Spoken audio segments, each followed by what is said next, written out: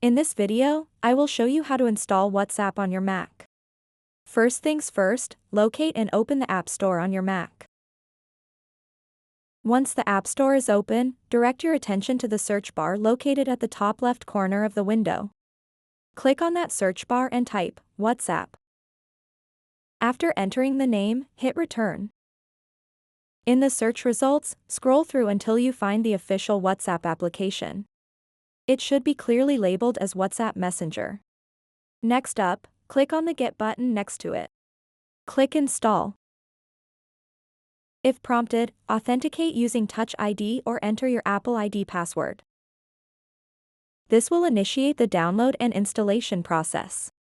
Now, all that's left is to wait patiently as WhatsApp installs on your Mac. In case you can't find WhatsApp in the App Store, don't worry, there's another way. Open Safari or any web browser of your choice. Navigate to whatsapp.com in your browser's address bar. From here, select Download, which will start downloading the WhatsApp Messenger application directly onto your Mac. Once you've successfully downloaded and installed WhatsApp, it's time to launch it. Upon launching WhatsApp for the first time, users are greeted with a welcoming screen. Click Continue to proceed. Now comes an important step. On your screen, you'll see a unique QR code displayed prominently. Grab your mobile device where you already have WhatsApp installed.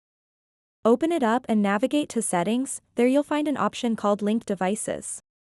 With that selected, point your phone's camera at the QR code displayed on your Mac's screen. Once scanned successfully, you'll be logged into your existing account seamlessly. So that wraps up this tutorial.